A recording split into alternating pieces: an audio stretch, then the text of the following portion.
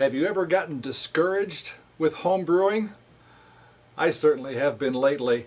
And even though the name of the channel is No Stress Brewing, sometimes the best way to remove stress is just walk away.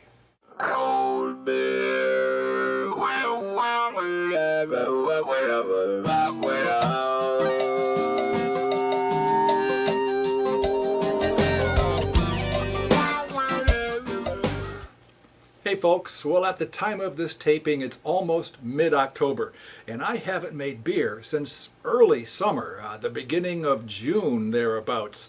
And I've had not one, but two disasters in a row at that time.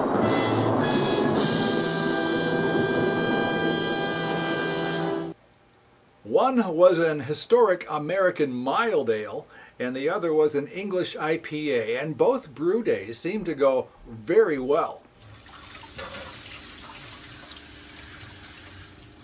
I did a closed transfer from the fermenter to the keg of the American mild ale, put it in the keezer, set the serving pressure, and let it go.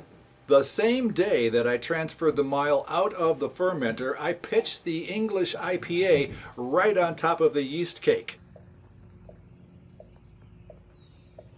Again, the brew day for this English IPA went very smoothly. The fermentation took off quickly. It fermented out to exactly the final gravity that I was expecting. And like the American mild, I did an oxygen-free closed transfer from the fermenter into the keg, set it in the keezer, turned on the gas, and let it go. After about a week and a half to 2 weeks in the keg, I sampled the American mild and noticed immediately it had a very sweet character to it. I started to question whether I had forgotten to add the hops or not. The beer was fully carbonated, but it just had this cloyingly sweet flavor to it that made it undrinkable. And then this happened.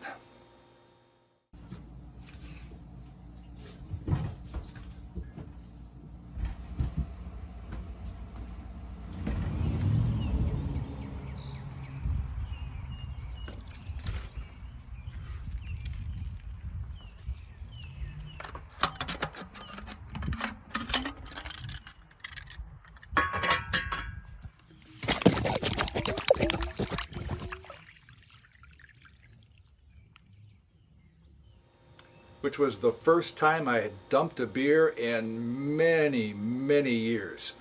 Then, after the second beer, the IPA, had been in the keg for a week and a half to 2 weeks, I sampled that one.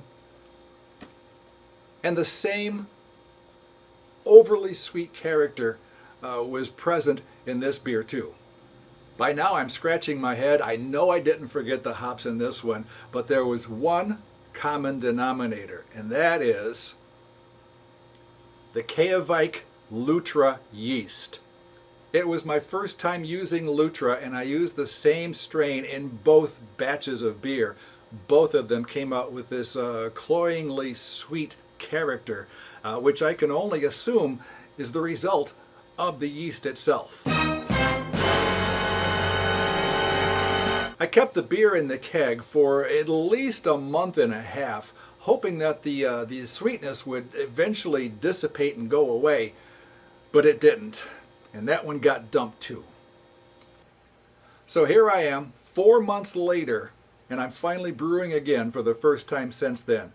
But I'm not going to videotape today's brew day. I'm sorry, you're just not going to see this beer being made. It is an historic 1958 Fuller's Strong Ale, another Ron Pattinson Shut Up About Barclay Perkins recipe. I just want to have a nice, no stress, relaxing brew day without worrying about the camera setup and the microphones and all that crap. Just nothing but making beer today and having fun. So what's the message of this video?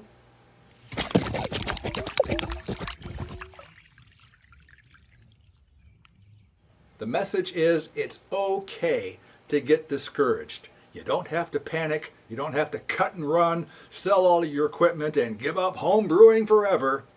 Just walk away. Take a break. and live to homebrew another day. That was corny as shit, wasn't it?